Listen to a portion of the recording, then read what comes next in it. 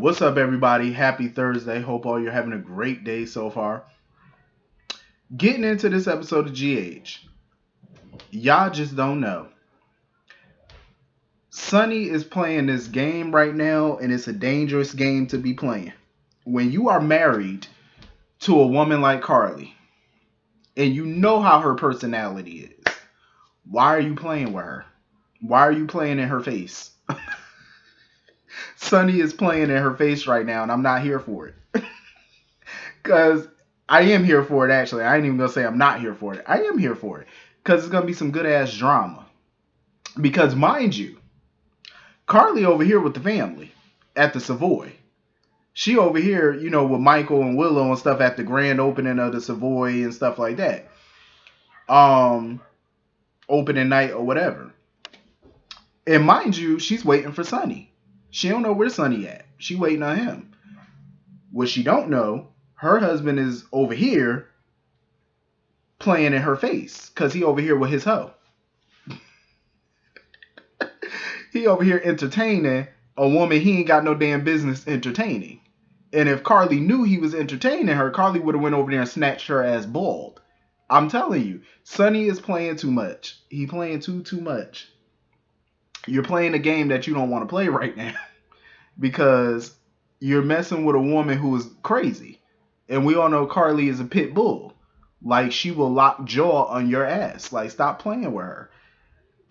I'm gonna tell you right now, Sonny was out and out flirting with Nina. I don't give a damn. That was flirting. When she was like, "Oh, are you gonna use your power to get me out? To get her out of this legal situation that she in?" He was like, "Oh, you don't have any idea what I can do." That's flirting. He was flirting. That was some sexual undertone right there. He was out and out flirting with her. Like, sitting there telling her that she shouldn't worry about these charges and stuff like that. I says, now that I agree with Sonny on. Nina really shouldn't be worried about these charges because we all know that these charges are bogus. Like, there's no way in the world the DA is gonna get a conviction on these bullshit charges because the charges are made up, basically. Identity, fraud, theft, whatever. Whole bunch of malarkey. It was foolish. And then Nina, was talking about how she might have to find a new place to go as far as like a hangout spot. Seeing as how Sonny now owns Charlie's. And Sonny basically told her, like, I know I told you to stay away from me and my family and stuff, but he was like, "Oh, I'm changing the rules." He was like, "I could change the rules." Flirting again. Flirting again. That's exactly what he doing. I said, "Carly, come get your man." I'm sitting here watching an episode like, "Carly, come get your man. He playing in your face right now. Come snatch him. Come snatch him." I'm telling you, Carly need to boss up. She need to come slap the shit out of him and Nina. Come get him. Cause he playing right now. He playing way too much. He playing. Like, sitting there talking about I'm changing the rules. But he was like, she still gotta stay away from Carly though. Sir, how is that gonna work? Her office is in the hotel that Carly co-owns. Y'all all live in the same small little town. Big town, small town, whatever. Y'all all live in the same town. Y'all all frequent the same places. How pre-tail is she supposed to stay away from your wife? Especially whenever she goes anywhere and your wife sees her, your wife approaches her. So you might want to tell your wife to stay out of it. And didn't Carly already declare war on her and told Sonny that she was changing the game right about now? That this is no longer about him and it's about Nina and her. So Sonny, come on now. All of that ain't gonna work. It's not gonna work, sir. Um, yeah, Sonny was definitely on some shit today. He was just flirting with her like that. I see that shit. Everything he said and did today was flirting with a woman he ain't got no business flirting with. Like, what are you doing? You doing? He might as well. He need to confront his feelings. Sonny needs to confront his feelings. Like, he want this woman. His feelings, the feelings that he had for her in Nixon Fall, are very much still there. Very much. If I didn't have proof then, I damn sure got the proof today when I seen this. Like you just sending her all type of mixed signals and stuff. One minute you want her to stay away from you and the family, then the next minute you all up in her face, just giving her all type of hope. And that's what he was doing. He was giving her false. I ain't even gonna say false hope. I ain't even gonna say that. He gave her hope. He gave her a slither of hope today that there could be something between them.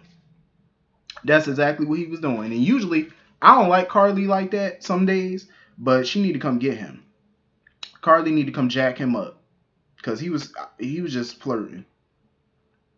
And he claims that you know he want Nina around the pub or whatever, at least for Phyllis's sake and stuff, because Phyllis still care about her and stuff like that. I said, no, you own the place. You want her around so that way you could come around and see her whenever you want to, and Carly won't know shit. But then when he got to the Savoy, and they started talking about Charlie's and stuff like that, Carly was like, well, shit, we need to hang out there more. I said, ma'am, no, you don't. No, you don't. Carly, you don't want to hang out there because you gonna bump into somebody that you don't want to see. So you don't want to hang out there, ma'am. No, you don't. No, you don't. Absolutely not. So yeah, Sonny need to figure his shit out. He need to get his shit together because he treading on thin ice right now. You need to get it together. You are on thin ice right now, sir, and somebody better get on the damn phone and alert the fish. Because when that ice break, the fish need to be alerted. So they can move the hell out the way. I'm just saying, you about to fall through some ice, bruh. Better hope Carly don't find out where the hell you was at today and who you was talking to and that you was sitting there flirting, showing off them dimples. Get it together, sir. So anyway, moving on from that. I am just listen, Cameron was putting on his best moves with Jocelyn. Because here they are cuddling on the damn couch, making out and stuff like that, and y'all got Esme on the brain. That's not good. That's not good. Because when you're about to get ready to get in the mood and do the do, I'm not thinking about nobody else. Like, they sitting there thinking about Esme. And Jocelyn was basically asking Cameron, do he really think Esme is genuine? And Cameron hit her with the best line. He was like, listen, I don't think too much. He said, I don't even think about Esme much. Bruh, that was the best answer you could have gave your woman, is that you don't even think about her. You don't think about the other girl. You don't think about nobody but her. That right there will get a woman to drop them drawers very quickly when you tell them some smooth shit like that. When he messed up, though, he should have had some R&B playing in the background, though. I got a couple baby making songs, but in their case, they don't need to be making no babies. But, a couple good mood songs and stuff to get you really in the mood and stuff. I know a few songs from the 90s that he could have put on. Like, he could have put on that Silk song, Freak Me. Nah, that's too freaky for them. They don't need to be listening to that. That'll get you pregnant. But he could have put on some Gerald Levert. Matter of fact, he could have put on a good country song that I know and love. Who was it? Tracy Lawrence? You and Just You and Me? He could have put that shit on. That song right there would definitely get a woman to drop them drawers. I'm just saying, you will get the booty. Put that mood music on right there. I'm just saying, I'm trying to give the young fella some tips. I'm just saying. But he killed it with that line though. He was like, no, I don't think about her, I think about you. See, that right there will put a woman in the mood right there. Right there, you bound to get it. That was smooth. I was like, who taught Franco must have taught him that before he died. He must have taught him that shit. Cause that was slick the way he said that. I like it.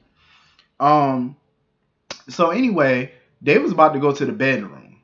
I am so freaking happy that they chose not to do it because somebody headlights was coming through the window and Josh thought that maybe Liz or somebody was coming home. And he was like, nah, it's just somebody, getting into their driveway to back out and turn around. He could tell that she wasn't really ready to have sex. And she was only really doing it because Esme got into her head. And I'm so glad they stopped. And they decided that they were going to, lose their virginity when they both were really ready. And not because of somebody else. I said, thank you, God. Thank you, God. I said, Lord, thank you. I said, because y'all was about to do something that y'all might have regretted and y'all wasn't mentally prepared for. I said, thank you. Thank you. Thank you, Jesus. So anyway, moving on from that, their virginity lives to fight another day. Thank the Lord. So anyway, BLQ. She had me laughing my ass off when she walked up into that club and saw Chase. He had on this black ensemble because I guess he taking up a part-time little gig or whatever, little side job as a bouncer at Curtis's club. And she was like, she looked at his outfit and was like, "What you got on the Jason Morgan fall line?" I fell the fuck out. I was laughing my ass off. I said, "Yep, he do dress like Jason." I see Jason's wardrobe is, you know, I guess it's creeping up on Chase. I guess it made an impression on him. Jason would be proud to have somebody else in town dressed like him. Um, Chase is not one to be played with as a cop. I will say that. I feel like BLQ can keep stonewalling him all she wants to, but at some point, you're not gonna keep him at bay for too much longer. Like he knows something ain't right with this whole Baby Louise case. Something just ain't adding up. And BLQ keeps on acting like Maxie's little guard dog and stuff like that. And he was like, at some point, you gonna have to back down and let me talk to that girl because BLQ not gonna be able to keep stalling for long. Like at some point, he gonna investigate this and he's gonna figure out what the hell was going on that night. So you might want to come up with a new plan or fill him in, do something. Um. So anyway, Link bring his little slimy ass over there or whatever, talking to BLQ and stuff like that. And look at Chase. Chase stood up for his lady, his potential lady. Chase was like, "Listen," he said, "if you come near her, if you don't back your ass up," he said, "I'm gonna put you out on the street." Link backed down real quick. Listen, Link ain't nothing but a little sleazeball. That's all he is. That is all he is. So of course Chase was filling Curtis in on Link and whatnot, and Curtis figured it out rather quickly after that conversation with Chase that somebody sent Link there on purpose to infiltrate the club and set up the whole band thing. He knew it. Somebody did that on purpose. They definitely did. I don't know what this Marshall man want, but Curtis need to dig into this and find out. Like you need to use your PI skills and figure out what this man want because I don't know if that's your daddy or an enemy from the past, but figure it out. For all we know, that man could be dangerous. I mean, from what I think, what we're led to believe is that he don't whoop Joey Novak ass, so he could be a lethal weapon for all we know. Like Curtis need to figure that out right there. So anyway, I totally understood where Portia was coming from when she was talking to Liz.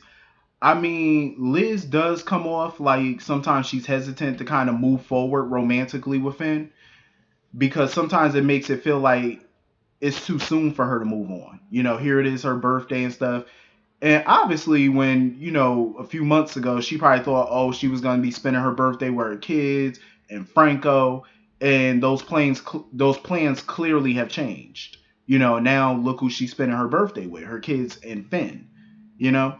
So I can understand why she was hesitant and stuff like that about trying to move on from Franco because maybe it is too soon. But it's not like her and Finn really clarified what they're doing. I think they're just enjoying each other's company right now. They never really declared that they're dating or they're boyfriend and girlfriend. Like they're not official. I think they're just taking it slow and seeing where this thing go.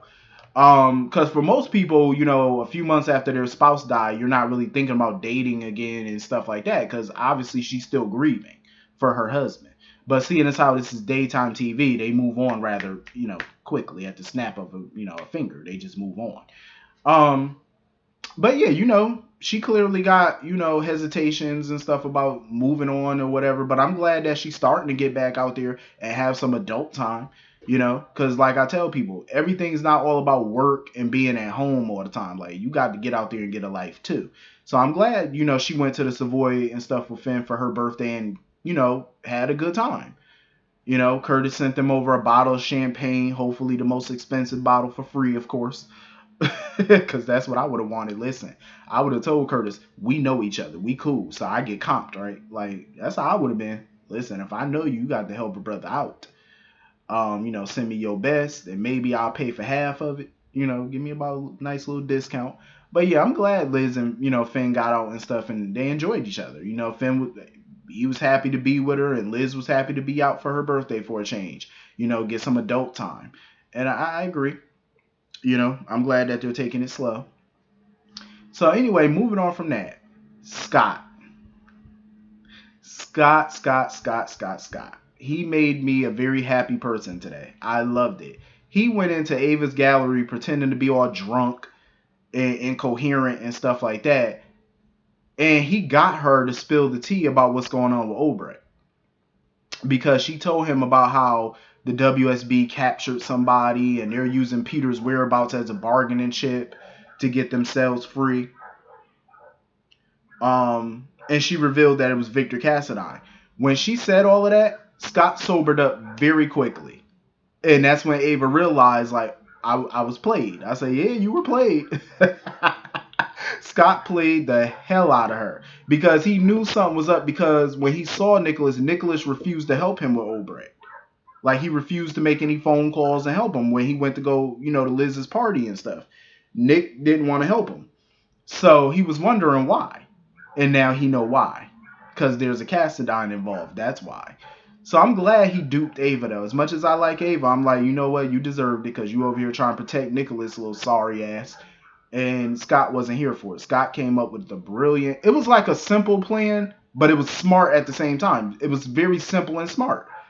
It wasn't no elaborate plan or nothing to get her to talk or whatever. It was just something very simple that anybody could do, and he pulled it off.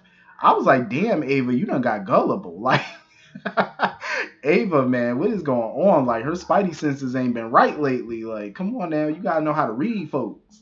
He done played you that quick. So Scott went over to see Nina or whatever and told her a little bit about what's going on with Obrecht and stuff like that, saying basically he got a lead or whatever, but he can't really help her right now, seeing as how he's in Port Charles and she's probably, in Greece or whatever, somewhere, far as he know. But he does want to, talk about her trial and stuff like that. Scott basically wanted to come up with a defense where he could kind of use her legal rights with Wiley to bargain with Sonny and Michael. And Nina shut that down. And I had a feeling Nina was going to shut it down, especially after the little conversation and little flirt session she just had with Sonny.